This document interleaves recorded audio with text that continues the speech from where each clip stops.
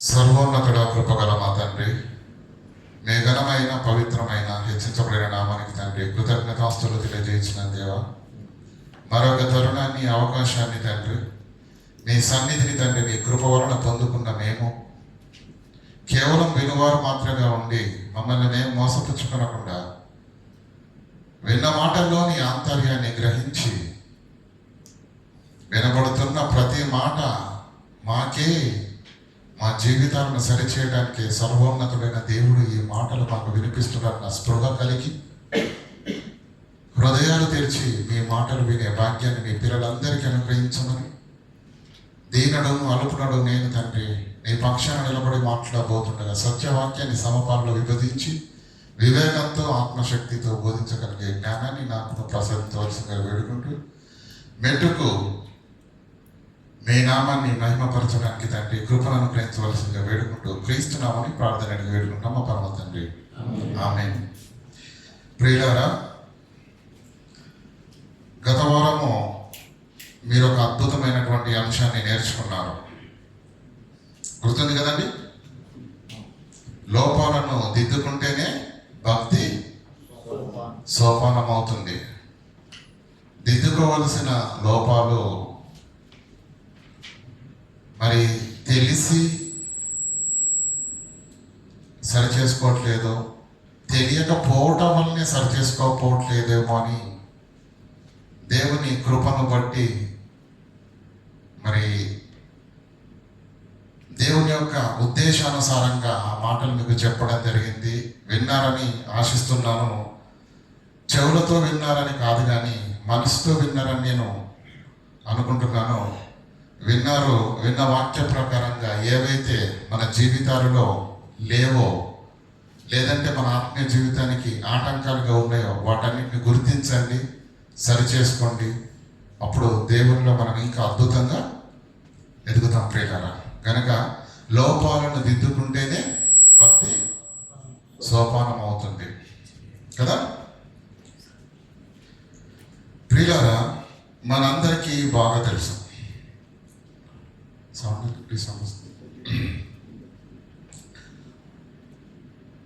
మీకు గత వారం వాక్యం చెప్పేటప్పుడు ప్రారంభంలో ఒక అద్భుతమైనటువంటి ప్రశ్న వేశాను చెట్టు గురించి. జ్ఞాపకం ఉందా? చెట్టు ఎదగాలంటే ఏం కావాలమ్మా? ఒకటి ఎరువు కావాలి, రెండవది దాని ఎదుగుదలకు ఆటంకం అవుతున్న అవరోధాలు, కలుపు మొక్కలను రెండు చాలా ప్రాముఖ్యం. ఈ రెండు ఉంటేనే బతుకుతాం, ఈ రెండు ఉంటేనే మొక్క బతుకుద్ది.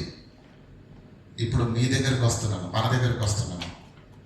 మనం బ్రతకాలంటే ప్రియులారా, భూమి మీద అన్నిటికంటే ముఖ్యంగా మనిషికి కావాల్సింది ఏంటి? గట్టిగా చెప్పాలి, ఆక్సిజన్ పెడతాం. బ్రతుకుతారా?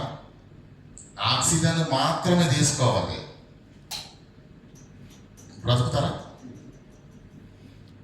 ఏం వదలదు బయటికి, మళ్ళీ బ్రతుకుతారా?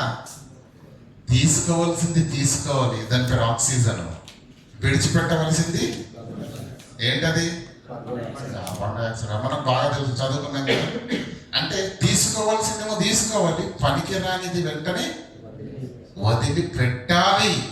పెట్టకుంటే ఏమవుతుంది? కష్టం. దీన్ని రీసైక్లింగ్ సిస్టమ్ అంటారు.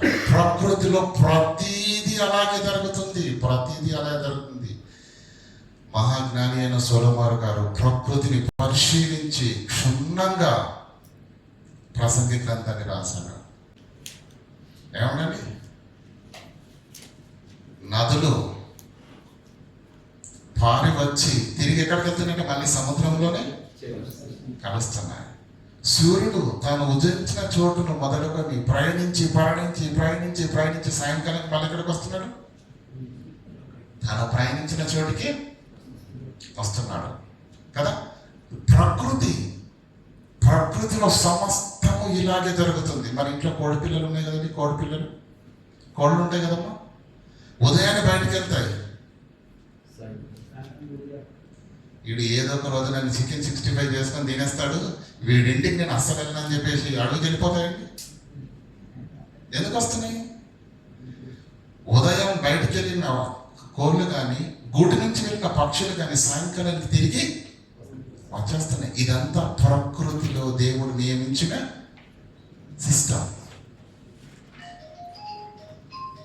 మనము తీసుకోవాల్సింది తీసుకోవాలి, విడిచిపెట్టాల్సింది విడిచిపెట్టాలి.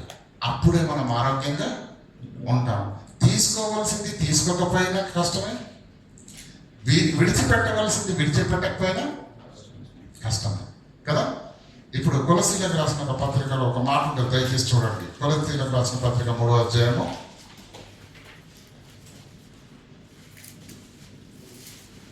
కొలసీలకు రాసిన పత్రిక 3వ అధ్యాయము 3 నుంచి చదువుకుందాం. పైన వాటి మీదనే గాని భూ సంబంధమైన వాటి మీద మనసు పెట్టుకొనకుడి. లేదంటే ప్రారంభం నుంచి చదవండి. మీరు క్రీస్తుతో కూడా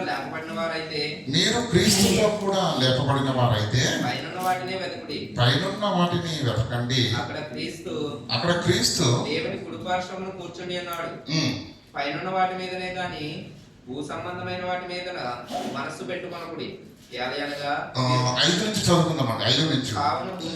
కావున భూమి మీద ఉన్న మీ అవయవములను అనగా జారత్వమును, అపవిత్రతను, కామాతురతను, దురాశను, విగ్రహారాధనైన ధనాపేక్షను చంపివేయండి అన్నాడు. వాటి వలన దేవుని ఉగ్రత. ఎందుకు చంపివేయాలి వాటిని? ఏమేమన్నాడు లిస్ట్ లో? జారత్వము, అపవిత్రత, కామాతురతను, దురాశను, విగ్రహారాధన అయిన ధనాపేక్షను అన్నాడా? విగ్రహారాధన అన్నాడా? కర్రతో గాని వెండితో గాని లోహంతో చేయబడిన విగ్రహం గురించి కాదు ఇక్కడ మాట్లాడేది. ధనం పైన ఆశ కలిగి ఉండడమే విగ్రహారాధన అన్నాడు అక్కడ. విగ్రహారాధన అయిన ధనాపేక్షను ఎందుకు చంపివేయాలి? పంటలో పురుగులు ఎక్కువయ్యాయి అనుకోండి, పంటలు ఏం చేస్తాం?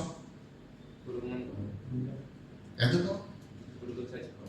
అవి చస్తేనే పంట దిగుబడి, అవి చస్తేనే నువ్వు బ్రతికేది. అంతే కదండి, అవి చస్తేనే కదా పంట వచ్చేది, పంట వస్తేనే కదా మనం బ్రతికేది. అర్థమవుతుందా లేదా? అంటే మలినాలను, పనికిరాని దానిని, మనకు చెడు కలిగించే దాన్ని ఉంచాలా, తుంచాలా కదా. జారత్వమును, అపవిత్రతను, కామాతులతను, దురాశను, విగ్రహారాధన ధనాపేక్షను చంపివేయండి. ఎందుకంటే వాటి వలన దేవుని ఉగ్రత అవిధేయుల మీదకి వచ్చును.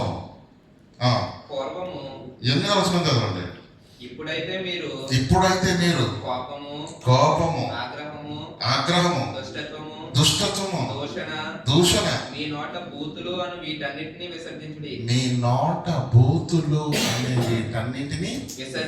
విసర్జించడం అంటే వదిలేయడం అంతేనే. ఉదయకాలం లేవగానే మనం అందరము విసర్జన చేస్తాం కదా. ఇంకా ఒకరితో ఒకడు అబద్ధం ఆడకుడి, ఎలాగనగా ప్రాచీన స్వభావం దాని క్రియలతో కూడా మీరు పరిత్యజించండి, అప్పుడు జ్ఞానము కలుగు నిమిత్తము. అర్థమవుతుందా లేదా? మొక్క ఎదగాలంటే ఏం చేయాలని చెప్పిన ప్రారంభంలో ముందు కలుపు తీయండి, అప్పుడు ఎరువేయండి. కలుపుండగా ఎరువేసిన ఉపయోగం లేదు, మీకు తెలుసా లేదు? అంతేనమ్మా? ఎందుకంటే ఎరువే కలిపి ఎరువును లాగేస్తుంది. మనం వేసిన ఎరువు మొక్కకే ఎక్కాలి అంటే ఏం చేయాలి? కలుపును ముందు తీసేయాలి. ఆ కలిపే ఇక్కడ చెప్తున్నాడు ఏమని? జారత్వము, అపవిత్రత, కామాతురత, దురాశ, విగ్రహారాధన ధనాపేక్షను చంపివేయండి. ఇంకేమన్నాడు? కోపము, ఆగ్రహము, దుష్టత్వము, దూషణ మాట మీ నోట బూతులైనను విసర్జించండి. ఇవి విసర్జించవలసినవి, చంపివేయవలసినవి, పరిత్యజించవలసినవి ఇంకా నా జీవితాల్లో ఉంటుండగా ఆత్మీయంగా మనం బలపడే అవకాశమే లేదు. లోపాలను దిద్దుకుంటేనే భక్తి సోపానం అవుతుంది. కనుక ఇవి దేవుని పిల్లలుగా మన జీవితాలలో ఉండటానికి ఎంత మాత్రమో వీలు లేదు.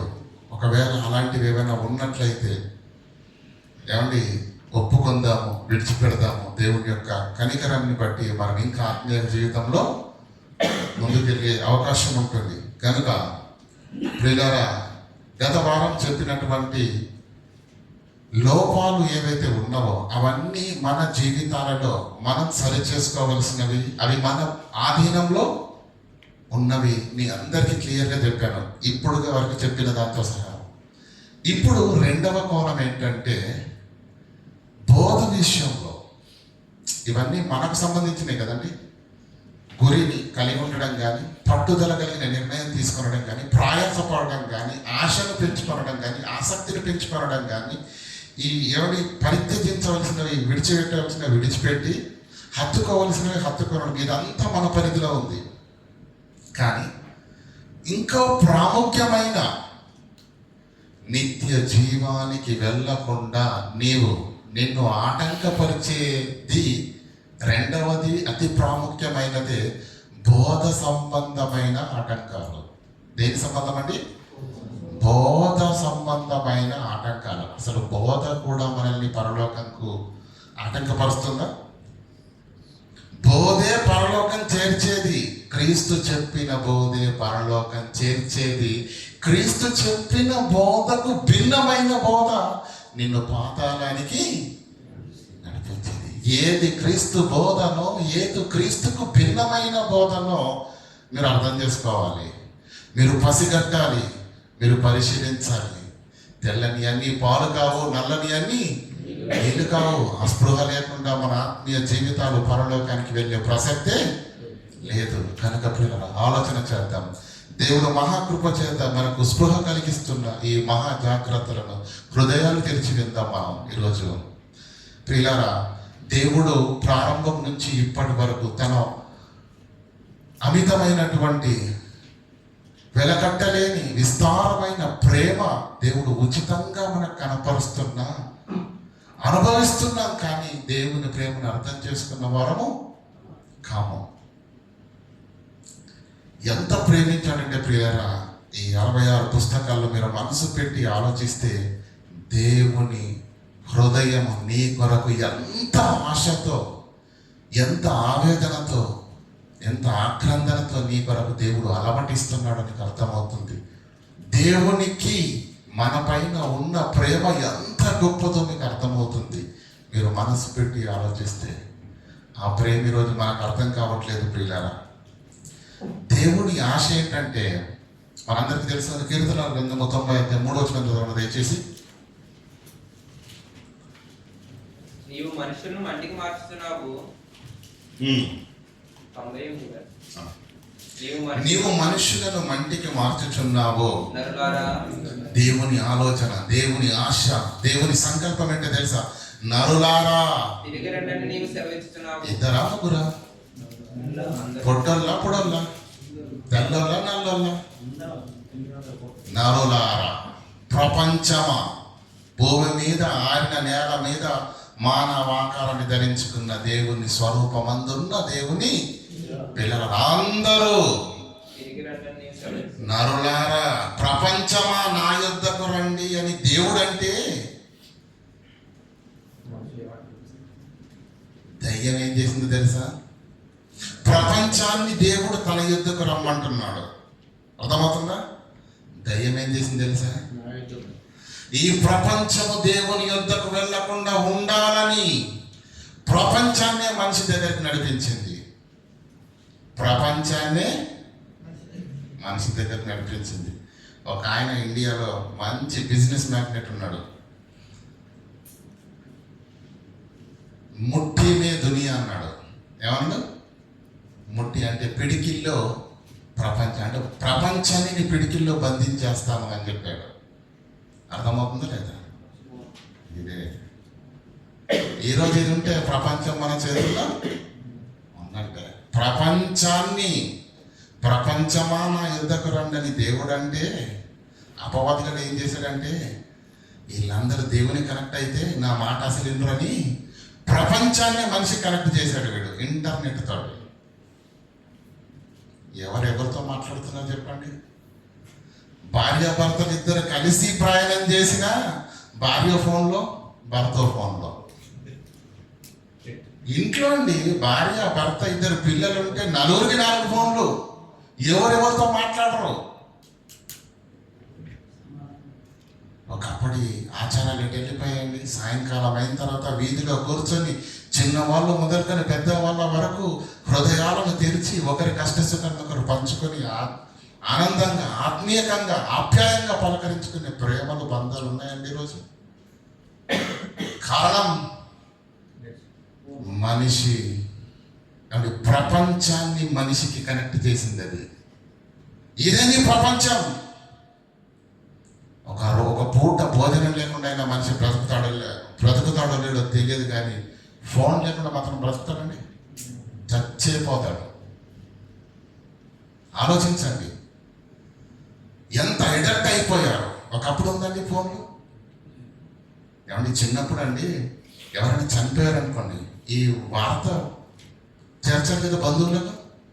అప్పుడు ఎలా తెలిస్తే మనకు తెలుసా అండి? యవనస్తులుగా ఉన్న 10 మంది పిల్లల్ని పిలిచి, ఇదిగో ఫలానా ఊళ్ళో ఫలానా వీళ్ళ చుట్టాలు ఉన్నారు అని పేరు రాసించి సైకిళ్ళ మీద వెళ్ళేవారండి. బైకులు ఎక్కడప్పుడు అంటారు. ఒకవేళ ఫోన్ ఉందనుకోండి, ల్యాండ్ ఫోన్, ఆ ఊళ్ళో ఎవరిదో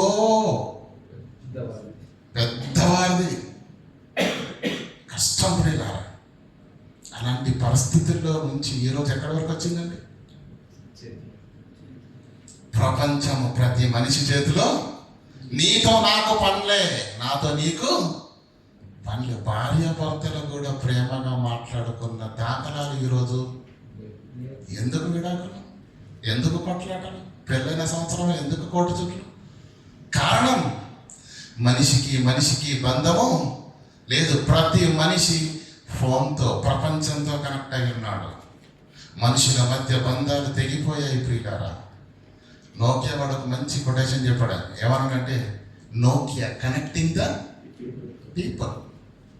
మనిషిని మనిషితో కలిపాడా? మనిషిని ఫోన్తో కలిపాడు, అంతే. ప్రియులారా మీరు ఆలోచించండి. ఈ భయంకరమైన విష సంస్కృతి, ఫోను, టీవీ, ఈ 2 సమాజంలోకి అందుబాటులోకి వచ్చిన తర్వాతనే మానవ యొక్క విలువలు పతనావస్థ స్థాయిలోకి పడిపోయాయి.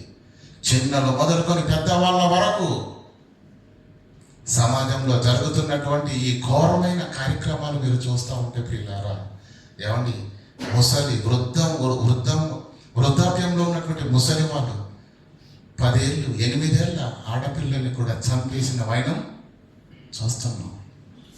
ఎంత హృదయ విదారకమైనటువంటి పరిస్థితులు ఏర్పడుతున్నాయి. కారణం ఏంటో తెలుసా? మనిషి రాక్షసుడైపోతున్నాడు, మనిషి క్రూరుడైపోతున్నాడు, మనిషిలో మానవత్వమే లేదు. కానీ దేవుని తత్వం రావాలని దేవుడు ఆశపడుతున్నాడు. మా నరులారా తిరిగి రండి, నా పిల్లలుగా, నా అంతటి వారిగా ఈ భూమి మీద ఎదిగి నా యుద్ధకు రండి అని దేవుడు అంటే, మానవులుగా ఉన్న వాళ్ళు దైవాలుగా మారి తన యుద్ధకు రావాలన్న దేవుని ఆశను ఆటంకపరుస్తూ చాప కింద నీరులా ప్రతి మనిషిని ఆశలు, కోరికలు, స్వేచ్ఛ, ఫ్రీడమ్ అంటూ ఈరోజు మనుషుల యొక్క ఆలోచనలు ఎంత క్రూరంగా ఉన్నాయో తెలుసా అండి? మనిషి దేవుడు కోరుకున్న స్థితిలో ఈనాడు భూమి మీద లేడు. దానికి కారణం దేవునితో కనెక్టింగ్లో లేడు మనిషి. ముట్టినే దునియా అని చెప్పాడు. చాలా చౌకగా ఇచ్చేశాడు ఫోన్లో. ఈ ఫోన్లు వచ్చిన తర్వాతనే క్రైమ్ పెరిగింది కాదా? టీవీలు వచ్చిన తర్వాతనే క్రైమ్ రేట్ పెరిగిపోయింది. భార్యలు భర్తలు ఎలా చంపాలి, భర్తలు భార్యలను ఎలా చంపాలి, ఇలా అన్నీ ఒకటి కాదు, చెప్పుకుంటూ వెళ్తే చాలా. సమాజాన్ని ఒక్కసారి పరిశీలించండి ప్రియులారా.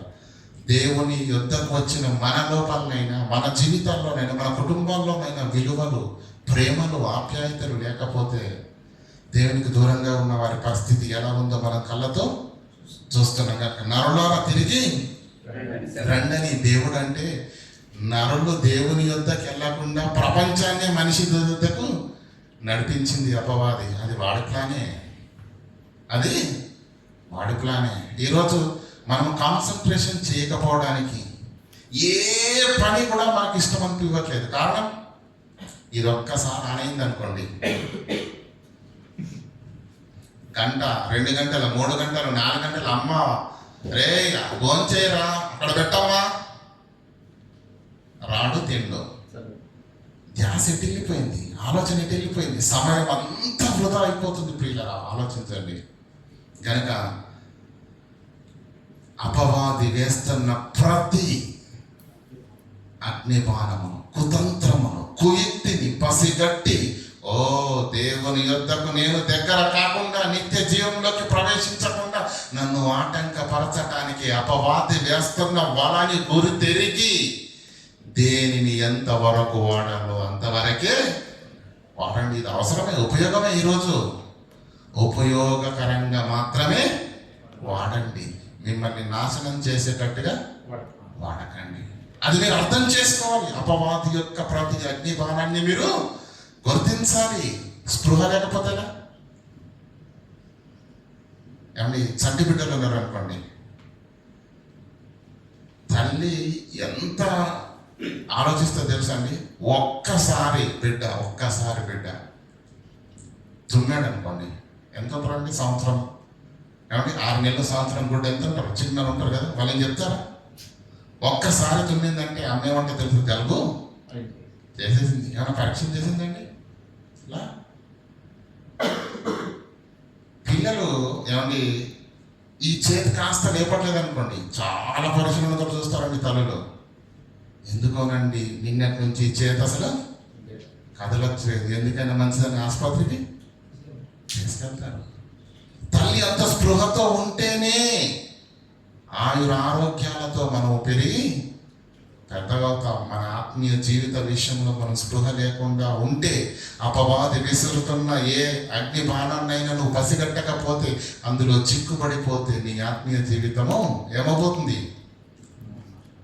ఆశల సుడిగుండంలో చుట్టుకుపోయి బయటికి రాని స్థితిలో నీవు ఉంటావు. కాబట్టి ప్రియులారా ఆలోచించండి.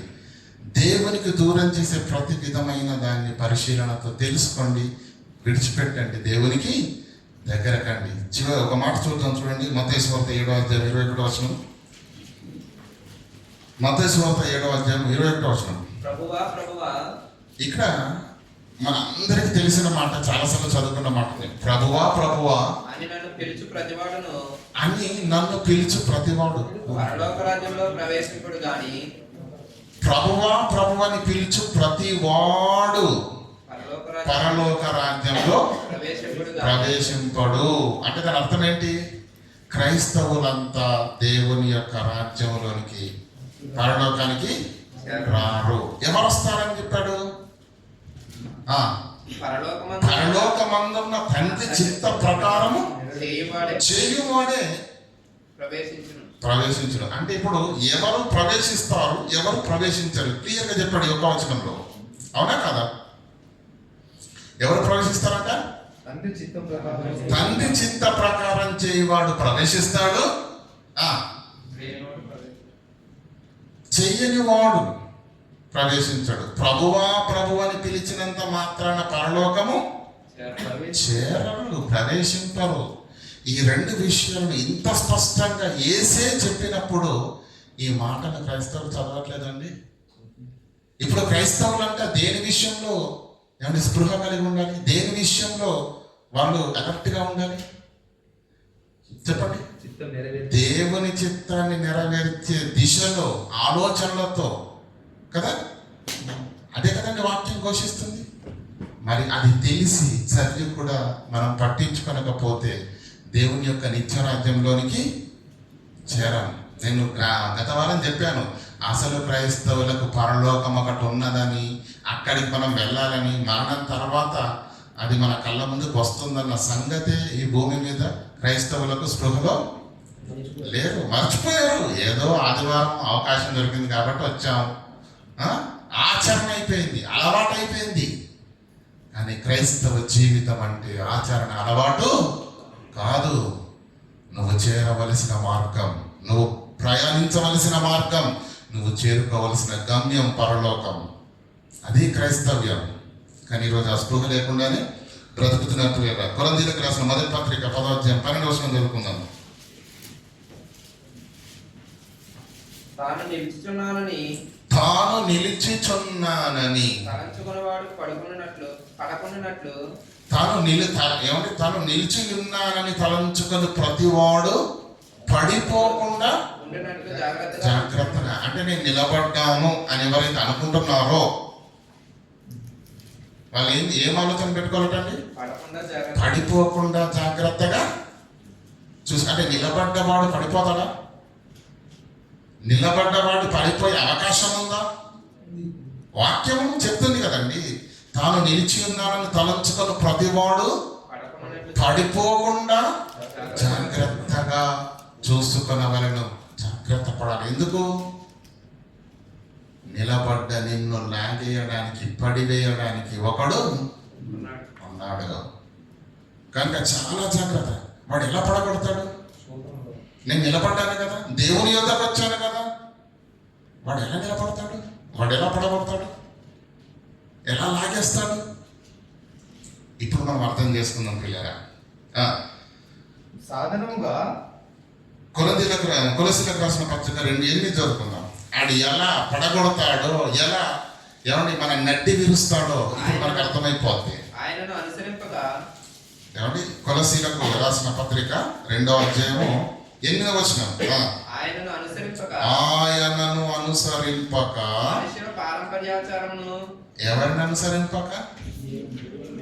దేవునిని, క్రీస్తును, వాక్యాన్ని అనుసరింపక మనుష్యుల పారంపర్యాచారమును. తాను నిలుచున్నాను అనుకున్న ప్రతి వాడు పడిపోకుండా జాగ్రత్త ఉండాలని వాక్యంలో ఎందుకుందో తెలుసా? క్రైస్తవులు ఎక్కడ మోసపోతారో తెలుసా? క్రైస్తవులు ఎక్కడ పడిపోతారో తెలుసా? ఏమంటున్నాడు? ఆయనను అనుసరింపక మనుష్యుల పారంపర్యాచారమును. క్రైస్తవుడు దేన్ని అనుసరించాలని? క్రీస్తునా?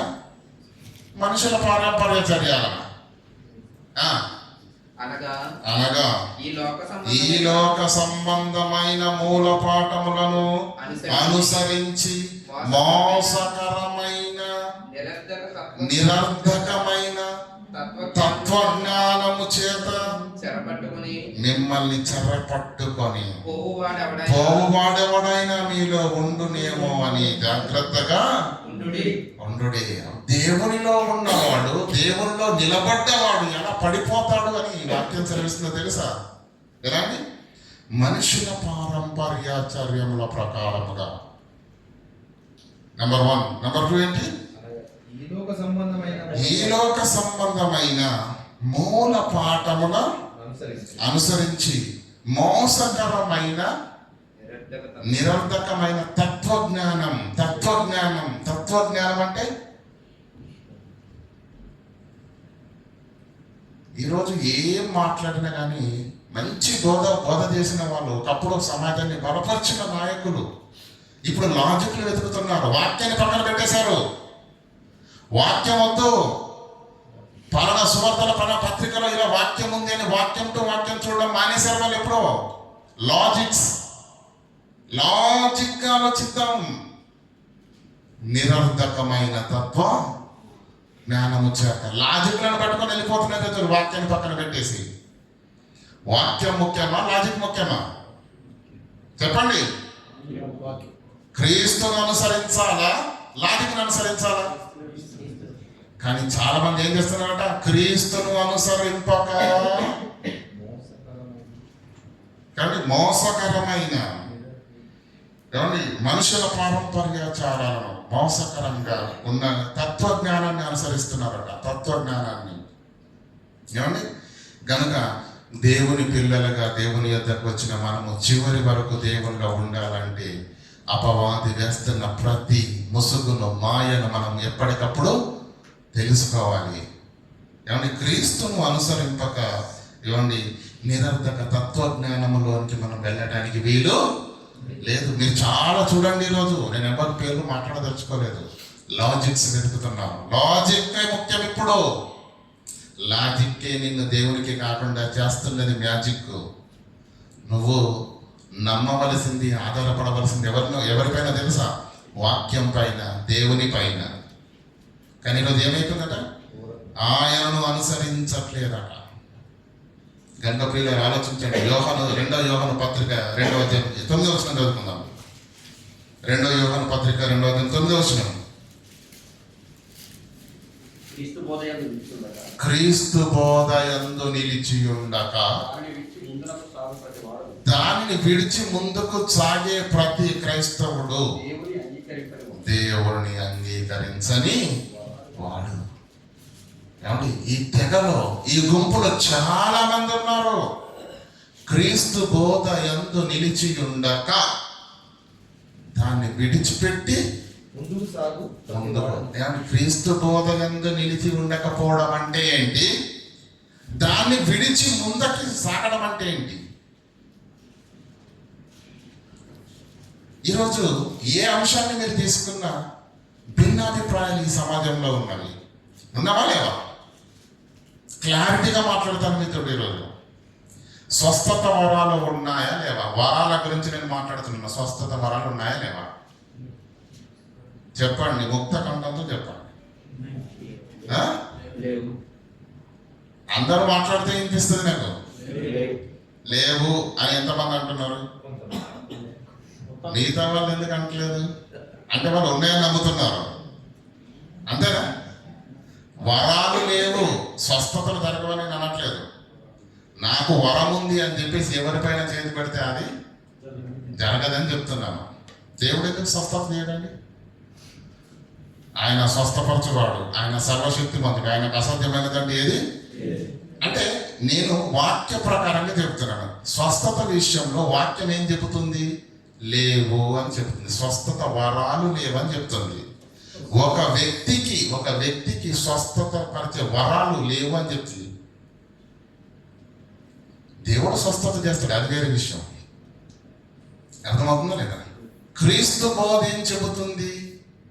ప్రారంభ శతాబ్దం వరకు వరాలు ఉన్నవి. ఆ వరం పౌలుకుంది, ఆ వరం పేతురుకు ఉంది, ఆ యొక్క వరం అపోస్తలులకు ఉన్నది, ఫిలిప్పుకు ఉంది కదా. వాళ్ళందరూ మహాసూచక్రియలు చేశారు, చనిపోయిన వారిని తిరిగి లేపారు, కుష్ఠరోగులను ముట్టి స్వస్థపరిచారు. ఇవి వరం ఉన్నటువంటి శక్తి కలిగినటువంటి వారి పనులు. అవి లేవు అని బైబిల్ చెబుతుంది. కానీ ఈరోజు ఎంతమంది లేవని నమ్ముతున్నారు క్రైస్తవులు? చెప్పండి. ఏమండి, స్వస్థత వరాలను గురించి నేను చెప్తున్నాను, చాలా క్లియర్గా మాట్లాడుతున్నాను తెలుగు. స్వస్థతల గురించి కాదు. స్వస్థత దేవునికి చేయాలనిపిస్తే, నీ పైన కృప ఉంటే దేవుడు చేస్తాడు. వరాలు మాత్రం బోధకులు లేరు ఈరోజు. స్వస్థత వరాలు కలిగిన భక్తులు లేవరా? మీటింగ్స్ జరగట్లేదా? ఆ మీటింగ్స్లో స్వస్థతలు జరగట్లేదా? క్రీస్తు బోధ యందు నిలిచి ఉండక లేవని వాక్యం చెప్తుంది. కళ్ళ ముందట నీకేం కనిపిస్తుంది? ఉన్నాయి అన్నట్టుగా కనిపిస్తుంది. నేను దేని నమ్ముతాను? ఇప్పుడు క్రీస్తు బోధ యందు నిలిచి ఉంటావా? ఇక్కడ ఇలాగే ఉంది, కానీ అక్కడనైతే అలాగా జరుగుతుంది. అంతా అయిపోయిన తర్వాత ఏ సబ్జెక్ట్ గురించైనా క్లారిటీ, దేవుని వాక్యం నుంచి ఫుల్ క్లారిటీ ఇచ్చిన తర్వాత అదంతా ఓకే కానీ అన్నాడంటే అది కానీ అన్నమాట. దాని అర్థం ఏంటి? ఇంకెక్కడో ఏదో ట్రిగ్ అవుతుంది. దేవుని వాక్యంలో ఉన్నది ఉన్నట్టుగా లేఖనానుసారంగా దేవుని క్రీస్తు బోధ చెవులకు వినబడుతున్నా కానీ అనేది వచ్చింది అంటే ఇంకేదో ట్రిగ్ అవుతుంది. క్రీస్తు బోధ యందు నిలిచి ఉండక దాన్ని విడిచుకు ముందుకు సాగు ప్రతి వాడు ఏమనుంది? దేవుని అంగీకరించువాడు కాడు. చదవండి మాట. క్రీస్తు బోధ యందు నిలిచి ఉండక బైబిల్లో ఏం చెప్పబడిందో, పరిశుద్ధాత్మ దేవుని ప్రేరణ చేత ఏమి రాయబడిందో 66 పుస్తకాల్లో ఉన్నది మాత్రమే సర్వ సత్యము. దీనిలో లేనిది, నీ కళ్ళతో చూసినది ఏదైనా అది భ్రమ. అది భ్రమ, సత్యం కాదు. జరిగినట్టుగా అపవాది కలిగిస్తున్నటువంటి భ్రమ. కానీ 66 పుస్తకాల్లో రాయబడింది, యేసు చెప్పింది, పరిశుద్ధాత్ముడు గ్రంథస్థం చేయించింది మాత్రమే సర్వ సత్యం. ప్రియులారా, క్రీస్తు బోధ యందు నిలిచి ఉండగా దానిని విడిచిపెట్టి ముందుకు సాగు ప్రతి వాడు దేవుని అంగీకరింపని వాడు. క్రైస్తవుడు ఎక్కడ పడిపోతున్నాడో మీరు ఆలోచించండి. క్రీస్తు బోధ యందే మీరు నిలిచి ఉన్నారా? బోధలో ఏముందో, క్రీస్తు ఏం చెప్పాడు? 66 పుస్తకాలు ఏం రాయబడిందో చూడక, చదవక, నేర్చుకోక అందులో అసలు ఏమో రాయబడిందో మాకు వద్దండి అంటే నీవు ఎవరు ఏది చెబితే దాన్ని మనసును పెడుతున్నావే తప్ప క్రీస్తు బోధలో ఏముందో నీకు తెలియదు. లేకపో అలాంటి స్థితిలో కనుక నువ్వు ఉంటే నిన్ను ఈజీగా నిలబడ్డానని నువ్వు అనుకుంటున్నావో నిన్ను తీసి ఏం చేస్తాడు? పడేస్తాడు వాడు. తాను నిలుచున్నాను తలంచుకుని ప్రతి వాడు పడిపోకుండా జాగ్రత్తగా చూసుకోవాలి. ఇలా పడిపోయే అవకాశము ఉన్నది. ప్రియులారా, హెబ్రీలకు రాసిన పత్రిక 10వ అధ్యాయం 24వ వచనం 25వ వచనం. కొందరు మానుకొనుచున్నట్టుగా. ఏమండి, ఈరోజు మనం క్రీస్తు రాకడకు దగ్గరగా ఉన్నటువంటి తరుణంలో ఉన్నామా? క్రీస్తు పుట్టిన సమయంలో ఉన్నామా? క్రీస్తు రాకడకు మనం దగ్గరగా ఉన్నప్పుడు వాక్యం ఏం చెప్పిందో చదవండి. కొందరు మానుకొనుచున్నట్టుగా సమాజంగా కూడుట మీరు మానక ఒకరినొకరు హెచ్చరించుకొనుట. ఆ దినము సమీపించుట. ఏ దినము? క్రీస్తు రెండవ రాకడ దినము సమీపించిన కొలది మీరేం చేస్తారో తెలుసా? మరి ఎక్కువగా కూడుకోనండి. మరి ఎక్కువగా దేవుని వాక్యాన్ని ఏమండి ఆలోచించండి. అలాగు చేయొచ్చు. ప్రేమ చూపుటకును సత్కార్యములు చేయుటకును. మరి ఎక్కువగా ఏం చేయాలి? సత్కార్యములు చేయుట. ఆ దినము సమీపించిన చూచినది మొదలుకొని మీరేం చేయాలి? మరి ఎక్కువగా కూడుకొనొచ్చు, మరి ఎక్కువగా రొట్టె విరుచుచు, మరి ఎక్కువగా ఇంటింట మానక ఒకరితో ఒకరు దేవుని వాక్యాన్ని ఒకరు యందు ఒకరు పురుకొల్పుకుంటూ, ఒకరినొకరు బలపరుచుకుంటూ, ఒకరినొకరు సరిచేసుకుంటూ, ప్రేమను చూపించు సత్కార్యములను చేయుటకు ఒకరినొకరు పురుకొల్పాలి. క్రీస్తు రాకడ దినము దగ్గర పడుతున్నప్పుడు నీ ప్రోగ్రెస్ రెండింతలు అవ్వాలి. ఇంతకు ముందు స్లోగా ఉండాలి, ఇప్పుడు ఏం కావాలి? రెట్టింపు కావాలి. అలాగే ఉందండి వాక్యంలో. ఆ దినము సమీపించుట చూచినప్పుడు మరి ఎక్కువగా అలాగ చేయండి. ప్రేమ చూపుచు సత్కార్యములు చేయుటకు ఒకరినొకడు పురుకొల్పుకొనండి. ఎక్కువ చేయాలని వాక్యం చేస్తే మనం అసలు చేయట్లేదు. అర్థమవుతుందా? ఎక్కువ చేయాలని వాక్యం చెప్తే మనం ఏం చేస్తున్నాం? క్రీస్తు రాకడకు దగ్గర పడ్డ మనము కేవలము నామకార్థ క్రైస్తవులుగా బ్రతుకుతున్నామే తప్ప దేవుని వాక్యములో ఒక ప్రవక్త జీవితాన్ని బట్టి కానీ, ఒక భక్తుని జీవితాన్ని బట్టి కానీ, దేవుని ఏ లేఖనం చేత, ఏ అంశం చేత నిన్ను నన్ను మన హృదయాలను దేవుడు సూటిగా స్పష్టంగా ప్రశ్నించినా నిమ్మకు నీరెత్తినట్టుగా, మాకేది పట్టదన్నట్టుగా, చెబుతున్నది మాకు కాదన్నట్టుగా దేవుని వాక్యాన్ని విస్మరిస్తూ, తృణీకరిస్తూ, పట్టించుకోకుండా ఈరోజు నామకార్థంగా బ్రతుకుతున్న వాళ్ళంతా దేవుణ్ణి ఎదుగుతారంటారా? చెప్పండి, ఎదుగుతారా? గనక ప్రియులారా, తప్పు ఎక్కడ జరుగుతుందో మీరు ఆలోచించండి. తప్పు ఎక్కడ జరుగుతుందో లేఖనం ఏం చెప్తుంది? మీరు మరి ఎక్కువగా బలపడాలి, మరి ఎక్కువగా పనిలోకి రావాలి, మరి ఎక్కువగా ప్రేమ చూపించాలి, సత్కార్యములు చేయాలి, ఒకరినొకరు పులుకొల్పాలంటున్నారు. ఉందా అండి? ఆ ఉత్సాహం ఉందా? ఆ తపన ఉందా? ఆశ ఉందా? ఆ ఆత్మ నడిపింపు ఉందా? ఆ ఆత్మావేశం ఉందా మనకి ఈరోజు? లేదు ప్రియులారా. హెబ్రీలకు రాసిన పత్రిక, ముందుగా ఫిలిప్పీలకు రాసిన పత్రిక 2:2 చూసుకుందాం. ఫిలిప్పీలకు రాసిన పత్రిక 2:2. మీరు ఏకభావము ఏకభావం కలిగిన వారు ఉండి నెమ్మదిగా మళ్ళీ చదవండి. మీరు ఏక మనస్సులో ఉన్నట్లుగా మీరు ఏక మనస్సులకు ఉన్నట్లుగా ఏక ప్రేమ కలిగి సంఘములో ఏముండాలండి? ఏక ప్రేమ అంటే అందరి ఆలోచన, అందరి దృక్పథం, ఆత్మల రక్షణ, దేవుని నామ మహిమార్థంగా సంఘ సరిహద్దులు విశాలపరచాలి. నా ఆత్మీయ జీవితంలో, నా భక్తి జీవితంలో దేవుని నా జీవితాన్ని బట్టి నేను మహిమపరచాలి, నేను పని చేయాలి, నేను క్రియ చేయాలి. అందరిది ఒకే ఆలోచన ఉందనుకోండి, బాగుంటుంది కదా. ఎవరి ఆలోచనలు వారిగా ఉన్నాయనుకోండి, ఎలా ఉంటుంది కదా. అందుకేమంటున్నాడు ఇక్కడ, మీరు ఏక మనసులకు ఉన్నట్లుగా ఏక ప్రేమ కలిగి. అంటే మనసు ఒక్కటిగా లేదు, ప్రేమ కూడా ఒక్కటిగా లేదు. ఏకభావము గల ఏకభావము కలిగిన వారై ఉండి ఒకదాని యందే ఒక్కదాని అందే మనసు ఉంచండి. మనకు ఎన్నింటి అంత మనసు ఉంటుందండి? ఒకదాని యందే. మనకు ఒక్కదాని మీద ఉండదండి మనసు, మనకు 10 మీద ఉంటుంది. మనకు ఒక్కదాని అందే మీరు మనసు ఉంచండి, ఒక్కదాని అందే. ప్రియులారా, మనకు 4 సమస్యలు ఉన్నాయి అనుకోండి, మీకు అర్థం కావడం చెప్తాను. 4 సమస్యలు ఉన్నాయి అనుకోండి, అలా కాదు. కానీ మీకు నలుగురు అప్పు తీసుకున్న వాళ్ళు, మీరు అప్పు తెచ్చుకున్నారు 4 దగ్గర, ప్రతి నెల మీరు వడ్డీ కట్టారనుకోండి, ఎన్ని సంవత్సరాలైనా నీ అడ్డీతో వాడు బిల్డింగ్ కడతాడు కానీ అప్పు మాత్రం. కారణం,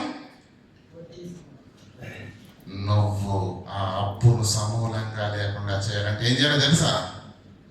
1 by 1 ఒకదాన్ని పూర్తిగా లేకుండా చేయాలి. 2 నెలలు ఆగేసి ఆ డబ్బు ఈ డబ్బు కూడా పెట్టేసి ఒకరు కట్టేసామనుకో, అతడు లేకుండా పోతాడు. తర్వాత మరలా 2 నెలలకు 3 నెలలకు ఇంకొక క్లియర్ చేసేస్తున్నావు. అలా ఒక్కొక్క దానిని నువ్వు ఏం చేయగలవు? ఒక్కొక్క సమస్యను నువ్వు కాన్సన్ట్రేషన్ చేస్తే, కేంద్రీకృతం చేస్తే, మనస్సు పెడితే, శ్రద్ధ పెడితే నువ్వు దానిలో నుంచి బయటపడగలవు. లేకపోతే ఎంతకాలమైనా అడ్డీ కడుతూనే ఉంటావు కానీ అప్పు మాత్రం తీరదు. కనుక నీకున్న సమస్యలు ఏవైతే ఉన్నాయో, నీకున్న పరిస్థితులు ఏవైతే ఉన్నాయో, నువ్వు 4 కాన్సన్ట్రేషన్ చేసావనుకో, నువ్వు దేంట్లో కూడా పర్ఫార్మెన్స్ చేయలేవు. కనుక ఏమంటున్నాడు? ఒక్కదాని అందే మనసుంచండి, ఒక్కదాని అందే మనసుంచండి. ఈ మాట ఎందుకు అన్నాడో మనం తర్వాత ఆలోచిద్దాం. ఏమండి, ఎందుకు ఈ మాట అన్నట్టే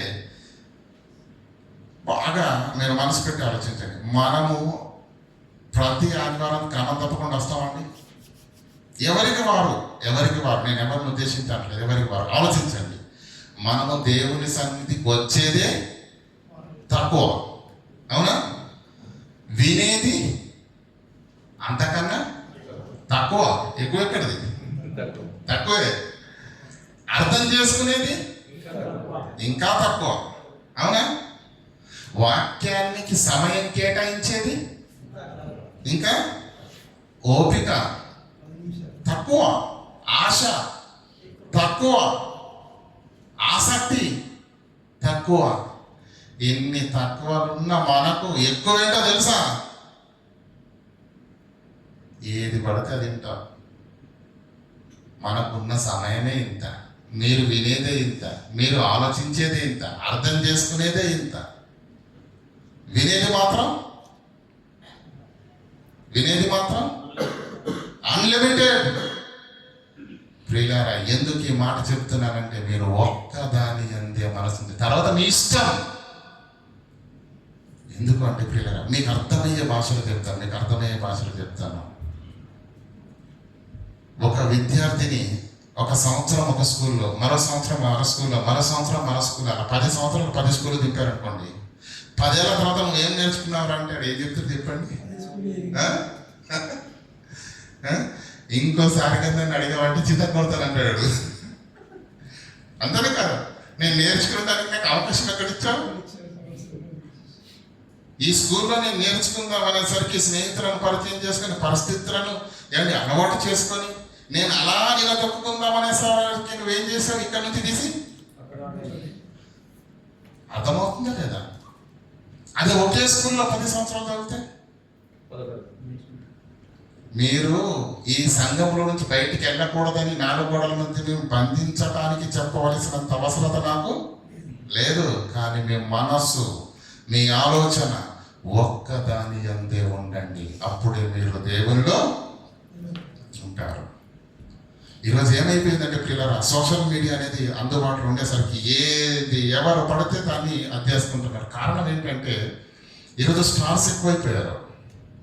ఒకప్పుడు తారలు అంటే సినీ ఫీల్డ్లోనే ఉండేవాళ్ళు, సినీ తారలే ఉండేవారు. కానీ ఈరోజు సేవకులే తారలు అయిపోయారు. మనకు ఫేవరెట్ వాళ్ళు ఉంటారు కాబట్టి ఎవరి ఫేవరెట్ స్టార్ను వాళ్ళు చూడండి. మీరు యూట్యూబ్ ఓపెన్ చేస్తే అలాగే కనిపిస్తూ ఉంటాయి.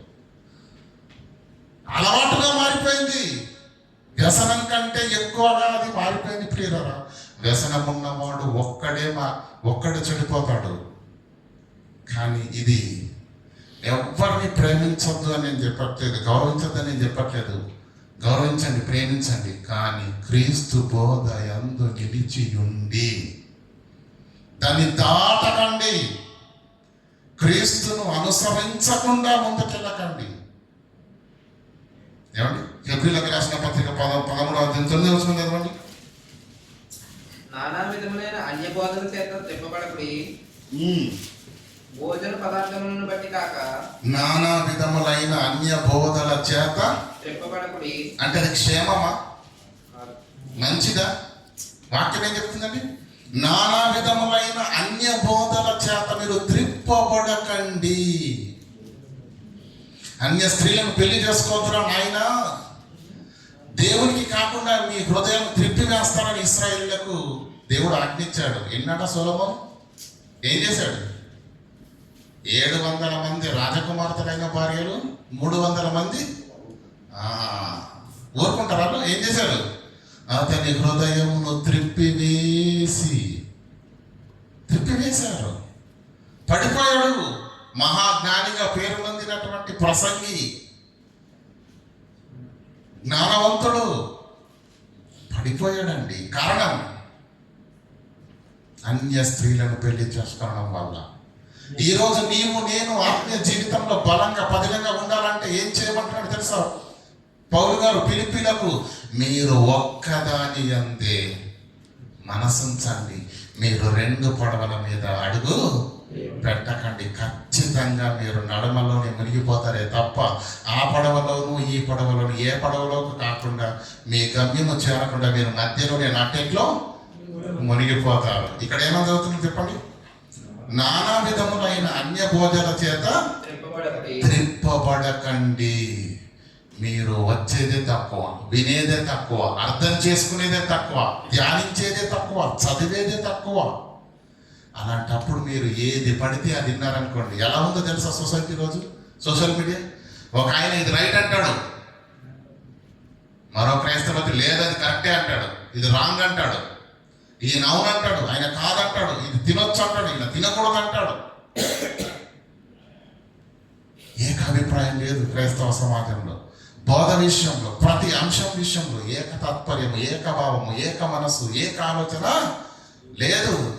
నీకున్న ఈ చిన్ని సమయంలో వినేది తక్కువ, ఆలోచించేది తక్కువ, అర్థం చేసుకునే తక్కువ అయినా నీవు ఈ 4 అక్కల నుంచి నువ్వు విన్నావు అనుకోండి, బుర్ర పాడైపోద్ది. ఏం చేస్తావు? మొబైల్ తీసి అలా పక్కన పెట్టి అమ్మ బాబాయ్ హీట్ ఎక్కిపోయిందిరా నాయన అని చెప్పేసి ఏం చేస్తావు? కులాసా కాఫీ తాగడానికి బయటకు వెళ్తావు. ఆలోచించే స్థితిలో నీవు ఉండవు. కనుక పిల్లారా, ఏది పడితే అది నీకు మంచిది కాదు. నానా విధములైన అన్య బోధలు వింటే, ఎందుకంటే ఎవరి స్టైల్ వారిది. ఈరోజు అందరూ దేవుని వాక్యం, దేవుని ప్రభు స్టైల్ను చెప్పట్లా, కొత్తది చెప్పాలని, బైబిల్లో లేనిది. ఇదిగో నేనే ఇప్పటి వరకు క్రైస్తవ సమాజంలో ఏ బోధకుడు చెప్పాను చూడండి అంటూ కొత్తది తీసుకొస్తున్నారు, గలిబిలి చేస్తున్నారు, కలవరపరుస్తున్నారు. క్రైస్తవ్యాన్ని ఏమంటే చిన్న భిన్నం చేస్తున్నారు. ఎన్ని అంశాలు, ఎన్ని భిన్నాభిప్రాయాలు సృష్టిస్తున్నారు. త్రిత్వంలో త్రిత్వం అని ఒకరు, తండ్రి కుమార పరిశుద్ధాత్మలు 3గా ఉన్నారని ఒకరు, తండ్రే దేవుడు మిగతా వాళ్ళు అవసరం లేదని ఒకరు, పరిశుద్ధాత్ముడు ఉన్నాడు, మిగతా వాళ్ళు అవసరం లేదని వాళ్ళు, యేసు తప్ప ఏహో అనే వద్దనే వాళ్ళు ఒకళ్ళు.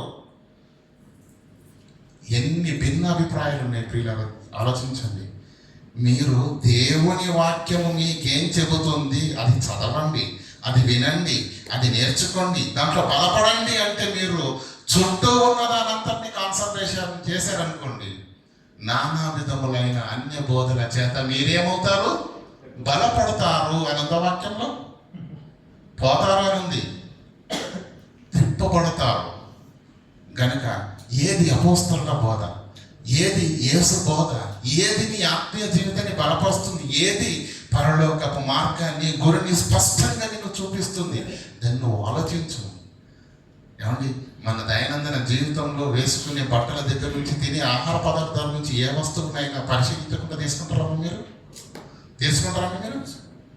తీసుకండి. కూరగాయల దగ్గర కూడా వాడు అప్పుడే తట్ట, ఏమండి, పంట తిండ్ల నుంచి తీసుకొచ్చినా ఏం చేస్తారండి?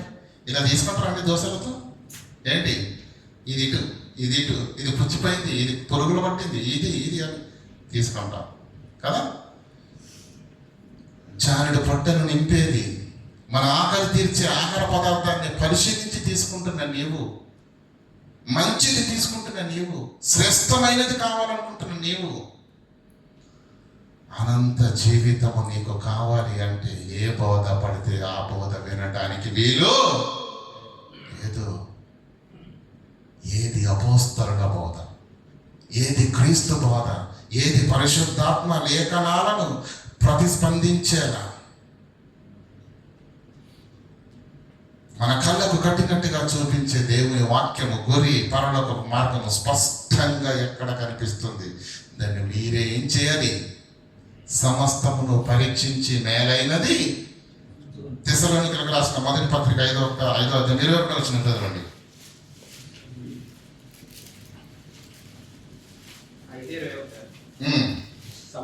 ఆత్మను ఆత్మకుడి ప్రవచించుటను సమస్తమును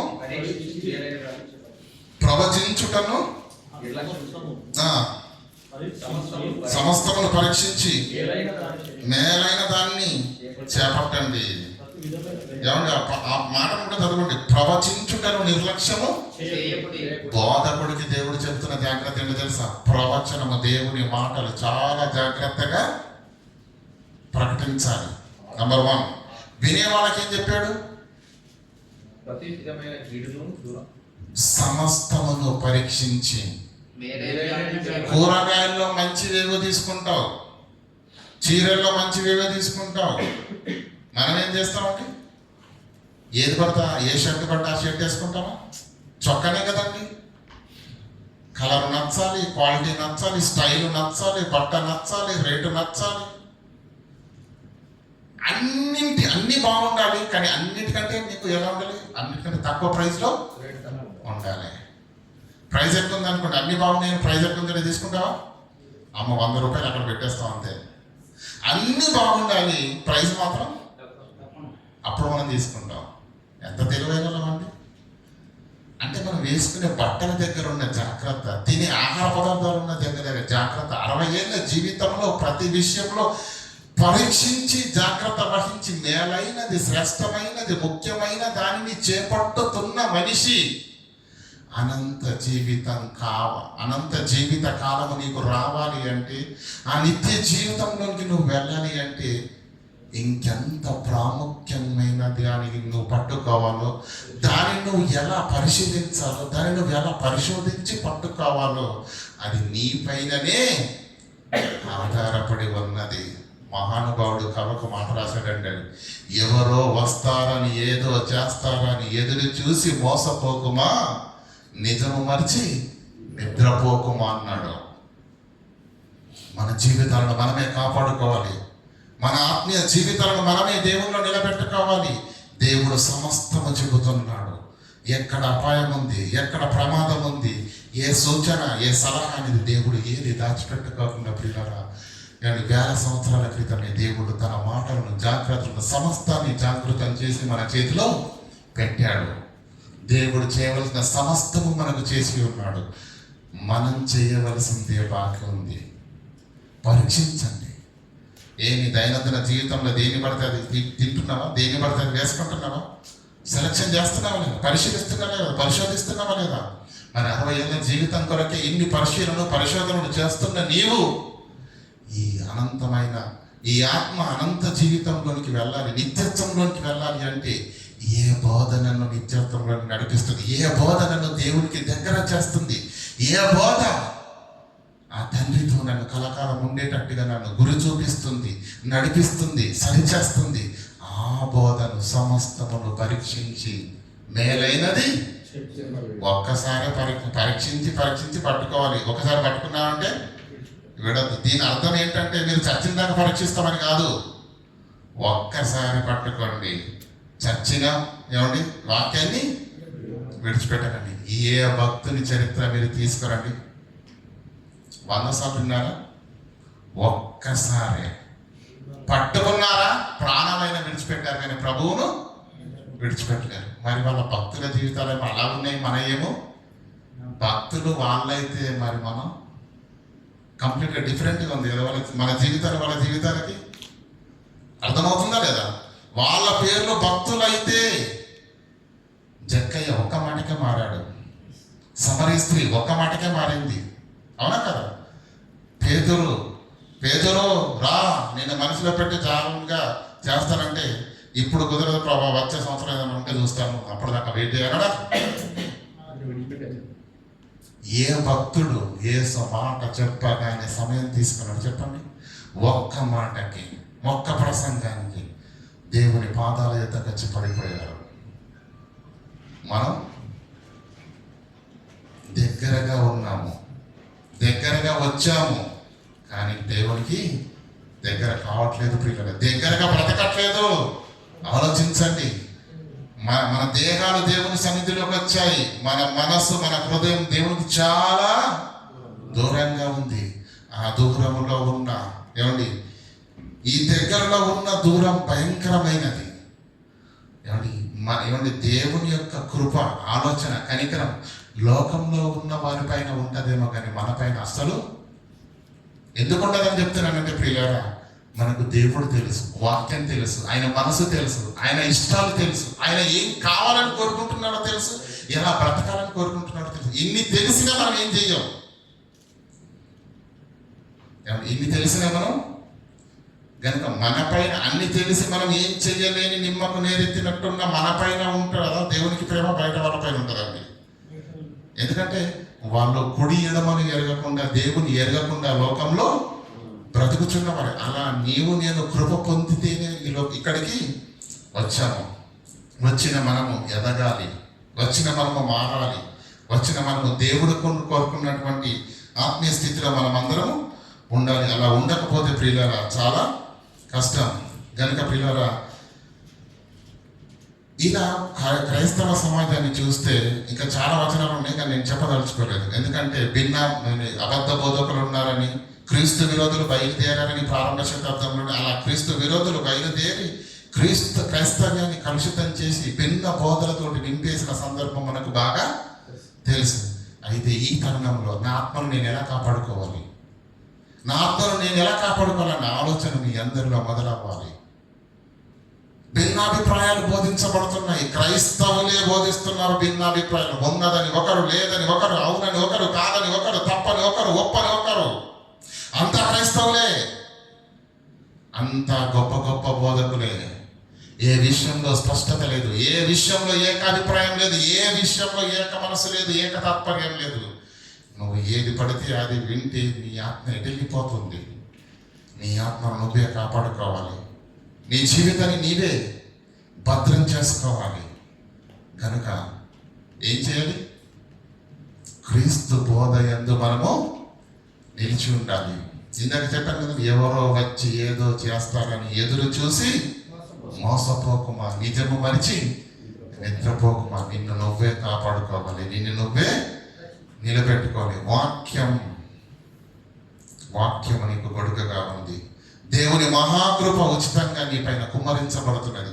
దైవ సేవకులను నిలబెట్టుకుని దేవుడు తన చిత్తానుసారంగా సమయ సందర్భాలను బట్టి ఆయా వ్యక్తులను నిలబెట్టుకుని దేవుడు తన మాటలను ప్రకటిస్తూ ఉన్నాడు.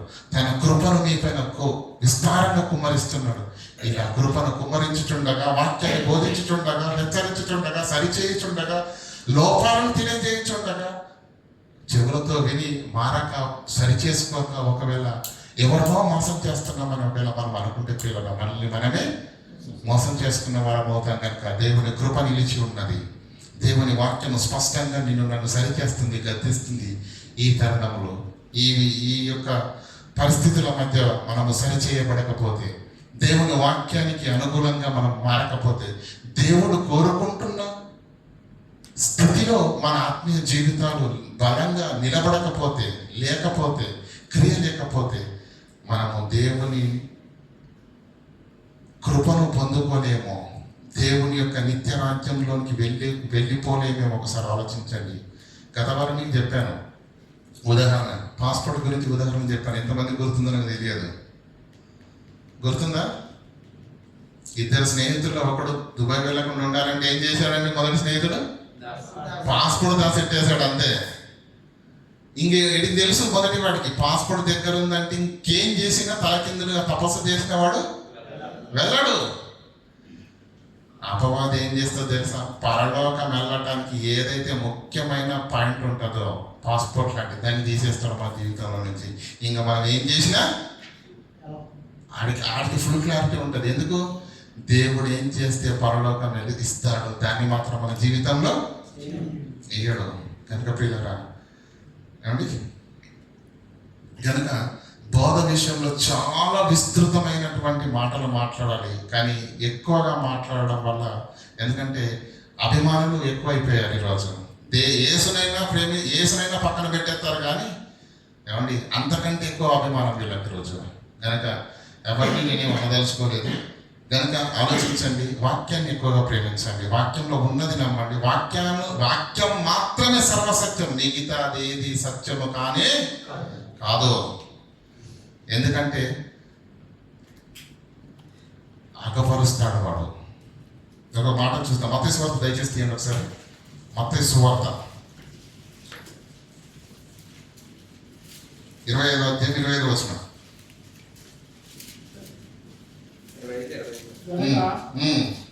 నేను భయపడి వెళ్ళి 25, 24. తరువాత తనకు తీసుకుని వాడును. క్షమించండి, 24, 24. అబద్ధ క్రీస్తులను, అబద్ధ ప్రవక్తలను వచ్చి సాధ్యమైతే ఎవరు ఈ ఏర్పరచబడిన వారు? మీరు ఒక్కసారి నాకు చెప్పండి, వాక్యానుభవం ఉన్న వాళ్ళు. ఏర్పరచబడిన వారు ఎవరు?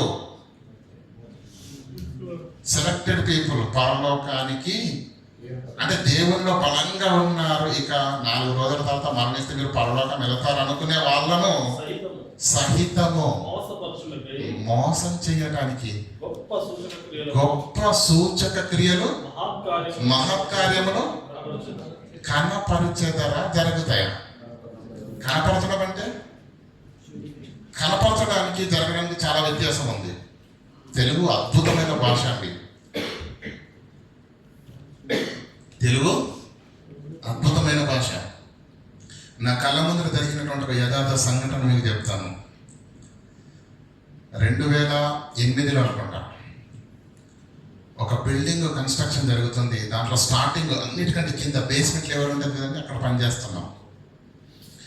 2 వ్యక్తులకు అక్కడ ఉన్నటువంటి గుంతలు తవ్వి అక్కడ సిమెంట్ పోయమని చెప్పేసి వాళ్ళ అధికారులకు చెప్పెళ్ళాడు. ఒకడు అస్సలు పని చేయట్లేదు. ఇంకొతను పెద్ద ఆయన ఉన్నాడు, ముసలాయన. ఆయన కష్టపడుతున్నాడు, చెమటలు వస్తున్నాయి, కష్టపడుతున్నాడు, గుంత తీశాడు, ఏమంటే సిమెంట్ను పరిచారు, అదంతా పని చేస్తున్నాడు.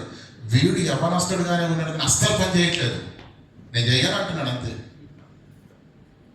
ఉన్నట్టుండి అక్కడి నుంచి అధికారి, ఇంజనీర్ దిగి వస్తున్నాడు. అప్పటి వరకు పని చేయని వీడేం చేశాడంటే, తాతను ఒకసారి కూర్చో, ఏమండి తాత నువ్వు ఒకసారి కూర్చో అని చెప్పాడు. వెంటనే చేతిలో ఉన్న తీసుకున్నాడండి, సిమెంట్ తీసుకున్నాడు, వాడి పైన చల్లుకున్నాడు, నీళ్లు తీసుకున్నాడు, ముఖంకి కొట్టుకున్నాడు, ఏమండి జుట్టంతా ఇలా చేసేసుకున్నాడు. ఇక దాంతో ఇట్లా పని చేస్తున్నాడు అలిసిపోతూ. అలా ఇంజనీర్ దగ్గరికి వచ్చి చూడగానే గుడ్ మార్నింగ్ అన్నాడు. గుడ్ మార్నింగ్ సార్ అని. ఓకే, నీ ఐడి ఇవ్వన్నాడు. ఐడిని ఫోటో తీసుకొని వెళ్ళాడు. వాడు ఏం చెప్పాలా, ఫోటో తీసుకొని వెళ్ళాడు. వచ్చే నెల వాడు శాలరీ 200 అయింది. వీడు పని చేశాడా, పని చేసినట్టుగా కనపరుచుకున్నాడా? అది కనపరుచుకోవడం. ఏమండి, సాధ్యమైతే మోసం చేయటానికి ఏర్పరచబడిన వారిని మోసం చేయటానికి సూచక క్రియలు జరగవు. అపవాది కుయుక్తితోటి జరిగినట్టుగా కనపరుస్తాడు. జరిగేంత శక్తి వాడి దగ్గర లేదు. పరలోకములో నుంచి ఇవ్వబడితే తప్ప ఏది ఎవరికి చేయటానికి అధికారము భూమి మీద ఉండదు. అది యేసుక్రీస్తు మాటలు మనకు స్పష్టంగా తెలుస్తుంది. గనుక సత్యం నీ చేతిలో పెట్టాడు దేవుడు. అబద్ధం వాడు భ్రమతో చూపిస్తున్నాడు. భ్రమను నమ్మి సత్యాన్ని తృణీకరిస్తావా? సత్యాన్ని హత్తుకొని భ్రమను కాలరాస్తావా? నువ్వు ఆలోచించు. అక్కడే ఉంది మన విశ్వాసం. కళ్ళకు కనిపించిన దాన్ని నేను నమ్ముతాను, బైబిల్లో ఏమున్నా నాకు అవసరం లేదని ఒకవేళ నువ్వు వితండవాదం చేస్తే నువ్వు విశ్వాసివి కాదు. క్రీస్తు బోధ యందు నిలిచి ఉండక ముందుకు సాగు ప్రతి వాడు దేవుని అంగీకరించిన వాడు కాడు. దేవునిలోనికి వచ్చి బాప్తిసం తీసుకొని ఇంత బతికి దేవుడు ఏమంటున్నాడు? వీడికి నాకు సంబంధమే లేదంటున్నాడు. అంతే కదండి. క్రీస్తు బోధని విడిచిపెట్టి ముందుకు సాగు ప్రతి వాడిని దేవుడు ఏమంటున్నాడు? దేవుని అంగీకరించిన వాడు, వాడితో నాకు ఎటువంటి సంబంధం. ఇంత బతికి ఇంటి వెనకాల తెచ్చాడంటే వెనకడికి. ఇంత బతికి దేవునితోటి నీకు నాకు సంబంధం లేదురా, నువ్వెవరు నాకు తెలియదంటే ఎలా ఉంటుందో చెప్పండి కదా, ఎలా ఉంటుందో చెప్పండి. కనుక ఈ సమస్యలన్నిటి మధ్య, ఈ పరిస్థితులన్నిటి మధ్య నా ఆత్మను నేను ఎలా కాపాడుకోవాలి, నీ ఆత్మను ఎలా కాపాడుకోవాలంటే ఒకే ఒక్క సమాధానం. ఎఫెసీయులకు రాసిన పత్రిక 4వ అధ్యాయం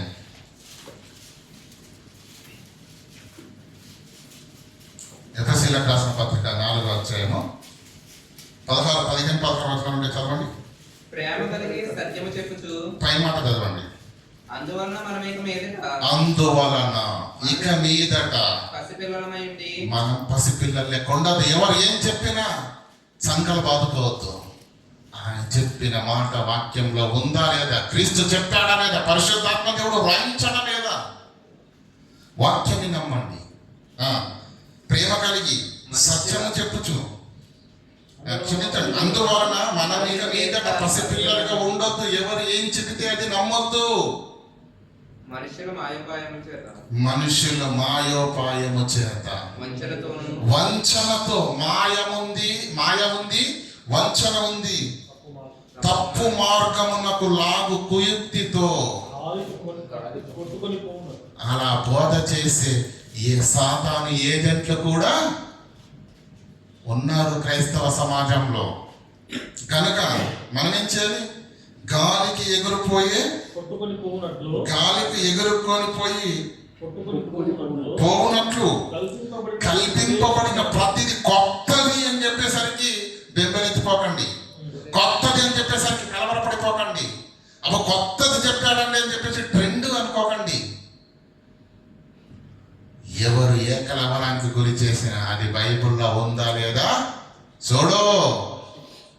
గాలికి ఎగిరిపోబడినట్లుగా కల్పింపబడిన ప్రతి ఉపదేశమునకు అటు ఇటు కొట్టుకొని పోయే పొట్టు వలెను ఉండకూడదు. ఏం చేయాలి? ఉండకుండా ప్రేమ కలిగి సత్యము చెబుతూ, సత్యము వాక్యము జ్ఞానాన్ని బైబిలును ఆనుకొని క్రీస్తును మాత్రమే చూడు. దిక్కులు చూడకు, పక్కని చూడకు. ఈరోజు అదొక తలపోటు అయిపోయింది. ఈరోజు మనుషులు ఎవరైనా ప్రియులైన తొట్టిల్తారు, మనుషులు ఎవరైనా పడిపోతారు. మన ఆత్మీయ జీవితం పదిలంగా ఉండాలంటే దేవుడు నీకు చెబుతున్న సలహాలను, సూచనలను నువ్వు తీసుకో. హెచ్చరికలు నువ్వు పరిగణలోనికి తీసుకొని, ఏమండి, ఎవరు మనకు పరలోకం ఇస్తారా? ఎవరిని ఇస్తారా? ఇచ్చేది ఎవరు? యేసుక్రీస్తు. కనుక వాక్యాన్ని చూడు, యేసును చూడు. ఏమంటే ప్రేమ కలిగి సత్యము చెప్పుచు అన్ని విషయములలో క్రీస్తు వలె ఉండుటకు మనం అన్ని విషయంలో ఎదుగుదాం. మనం అన్ని విషయములలో ఎదుగుదాము. ఇలాంటి ప్రాముఖ్యమైనటువంటి ఆలోచనతోటి మీరందరూ స్థిరమైన ఆలోచన, స్థిరమైన బుద్ధితో ఉండాలి తప్ప ఎవరు ఏది చెబితే దాన్ని నమ్మారనుకోండి, ఎవరు ఏది చెప్పినా అది దాన్ని ఎప్పుడు నమ్ముతామో తెలుసా? మనకు వాక్యం తెలియనప్పుడు, వాక్యాన్ని మనం చదవనప్పుడు, వాక్యంలో ఏముందో మనకు తెలియనప్పుడు ఎందుకు అప్పుడు ఏం చేస్తామండి? మీ అందరికీ కన్నడ భాష వచ్చండి? హిందీలో తప్పు మాట్లాడాలనుకోండి, మీరు ఎవరుకుంటారా? అందరి కింద వచ్చేస్తా వాయించేస్తారు నన్ను. అన్న అది తప్పు, మీరు మాస్టర్ అయితే మీరు తప్పు చెప్తారా? హిందీ మీకు సరిగా రావట్లేదు అంటారు. కన్నడ మాట్లాడాలనుకోండి, నేను మీలో ఎవరికి కన్నడ రాదు కాబట్టి ఏంటి నేనేం మాట్లాడినది భాషని అనుకుంటారు.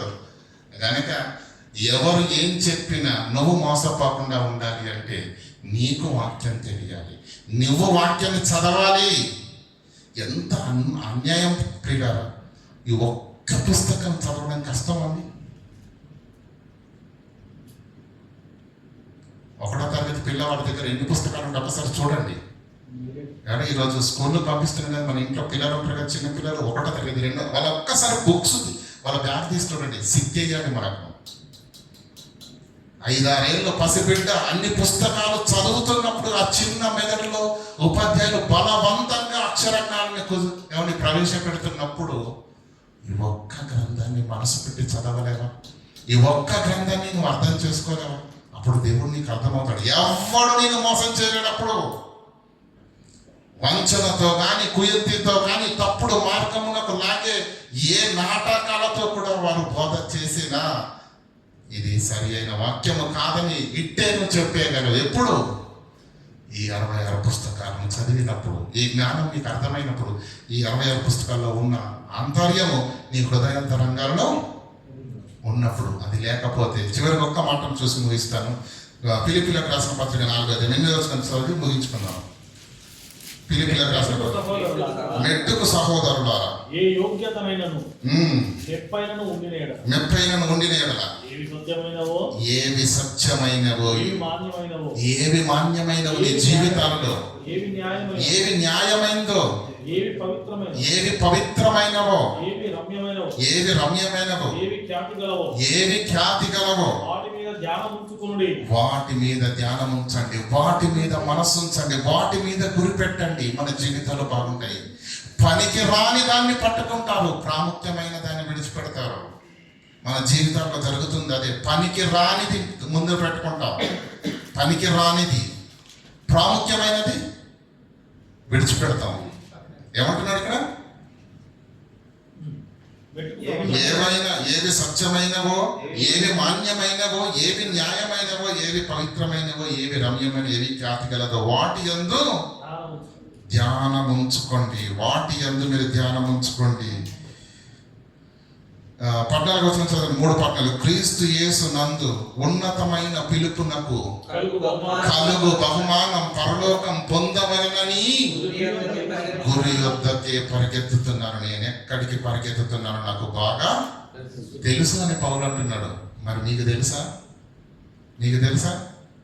మన గురి మనకు తెలియాలి, మన గమ్యం మనకు తెలియాలి, మనం యేసుని ఎందుకు నమ్ముకున్నామో మనకు తెలియాలి, ఎందుకు బ్రతుకుతున్నామో తెలియాలి, ఎందుకు ఈ ఉపవాసాలు చేస్తున్నామో తెలియాలి, ఎందుకు ఈ ఆరాధన చేస్తున్నామో తెలియాలి, ఎందుకు ఈ సత్కార్యాలు చేస్తున్నామో తెలియాలి, ఎందుకు ఈ దానాలు చేస్తున్నామో తెలియాలి. పేదలకు ఇవన్నీ ఎందుకు చేస్తున్నాం? గురి యొద్దకు వెళ్ళడానికి. క్రీస్తు చూపించిన మార్గంలో నడుస్తున్నాను. నేను పరలోకం చేరాలంటే ఇదంతా చేయాలి, ఇదంతా నడవాలి అని నేను గురి యొద్దకే పరిగెత్తుతున్నాను. క్రీస్తు యేసు నందు ఉన్నతమైన దేవుని పిలుపునకు కలుగు బహుమానం పరలోకం పొందవలనని గురి యొద్దకే నేను పరిగెత్తుచున్నాను. అలా గురి యొద్దకే మనం పరిగెత్తాలి. గురి ఉన్నవారి వలె పరిగెత్తాలి, ప్రయాసపడాలి. ఏమంటే పట్టుదల కలిగిన నిర్ణయం తీసుకోవాలి. ఆశతో, ఆసక్తితో విసర్జించవలసినవి విసర్జిస్తూ, పరిత్యజించవలసినవి పరిత్యజిస్తూ, చంపవలసినవి చంపుతూ కదండి. పంటలో పురుగులను చంపితేనే పంట. కనుక మన ఆత్మీయ జీవితంలో ఆటంకమైన ప్రతి దానిని పరిత్యజించి, విసర్జించి మన ఆత్మీయ జీవితం బలం పరుచుకొని ఏమండి అప్పుడు దేవునిలో మనం ఉన్నతంగా ఎదగాలి. అప్పుడు దేవునికి భౌతిక దేహాల దగ్గర వచ్చినంత మాత్రాన దేవుడు సంతోషపడేవాడు కాదు. యేసుక్రీస్తు ఏమన్నాడు? నీ పెదవులతో గణపరుస్తున్నాడు కానీ నీ హృదయం నాకు చాలా దూరంగా ఉన్నదన్నాడు. మన హృదయాలు మన దేహాలు దగ్గరకు వచ్చాయి. నో, మనమే దేవునికి దగ్గర అవ్వాలి. మన హృదయాలు మన జీవితాలు దేవునికి దగ్గర అవ్వాలి. కనుక ప్రియులారా, ఆటంకమైనది, అవిధేయమైనది, దేవునికి ఇష్టం కాని ప్రతి విధమైన దుష్టత్వం మన జీవితంలో ఉన్నదాన్ని పరిశీలించండి, తెలుసుకోండి, విడిచిపెట్టండి. దేవుని యొక్క కనికరం పొందండి. మన గురించి మనకంటే ఎక్కువగా ఎవ్వరికి తెలియదు. మన గురించి మనకంటే ఎక్కువగా ఎవ్వరికి మరలా చెప్తున్నా తెలియదు. కనుక మిమ్మల్ని మీరే సరి చేసుకోండి, మిమ్మల్ని మీరే మార్చుకోండి, మిమ్మల్ని మీరే దేవునికి దగ్గర కావటానికి, వాక్యంలో ఎదగటానికి, దైవత్వంలో ఎదగటానికి, ఏమంటే ఆత్మీయ జీవితంలో బలపడుతూ నలుగురికి మార్గం చూపించే స్థితిలో మీరు ఉండటానికి మీరు ఎక్కడ తొట్టిల్లుతున్నారు, ఎక్కడ ఆగిపోతున్నారు, ఎక్కడ పడిపోతున్నారు ఒక్కసారి మనసు పెట్టి ఆలోచించండి. 60 ఏళ్ళ జీవితం కోసం కాదు నేను మాట్లాడదు, అనంత జీవితం మిస్ అయిపోతుంది నిర్లక్ష్యం చేస్తే. దానికి ఆలోచించండి, అర్థం చేసుకోండి. ఈ మాటలను మనసున పెట్టి మరొక్కసారి మన నిండు జీవితము దేవుని యొక్క సన్నిధిలో వర్ధిల్లటానికి ఒక ఉన్నతమైన బలమైన నిర్ణయం తీసుకొని దేవుని యొక్క మహాకృపను పొంది మనమందరం ఆత్మీయంగా ఫలించుదుము గాక. ఆమేన్. ప్రార్థన చేసుకుందాం. కనికరం గల దేవ, కృపోన్నతుడైన మా తండ్రి, మీ ఘనమైన పవిత్రమైన నామానికి వందనాలు తండ్రి.